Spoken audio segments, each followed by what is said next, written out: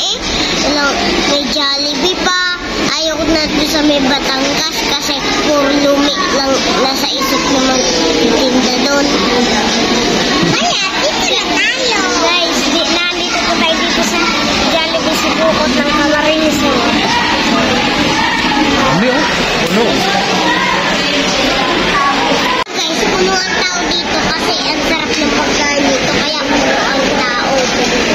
Ganun gayon? Pasalamat ikaw sa nagbigay mo. Oo, natunog na. Tumati ka na. Pag tumunog na daw, luto na yung order. Nakalog pala, nakalog. Nakalog. Nagbabibrate. High-tech pala dito, ano? High-tech na high-tech. Pag laki ko, dito ako kain. Pag laki ko. Oo. Nung nagkaanak kami pa dito kay Babas yung mga anak namin. Ba? Ako rin ta.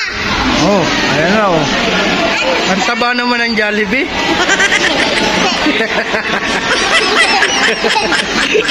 Ano? Oh. Ang daming Jollibee oh. Wow. Oh, wait lang. Ay, shoutout nga pala po sa staff ng Jollibee. Hi po. Yan. Magagandang staff ng Jollibee. Thank you po so much. Alaga niyo po si Jollibee.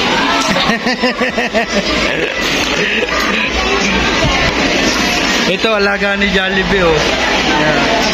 Alaga ni Jollibee. Sino? Yan si Mama. Anak ni Jollibee.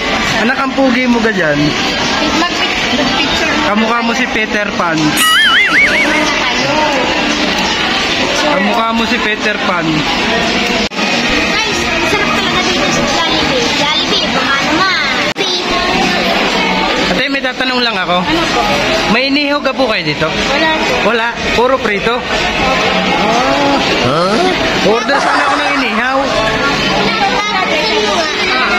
Ha? Puro prito lang? Walang inihaw? Yan nila, shout out nga pala kay Ma'am Jessa. Yan. Thank you po.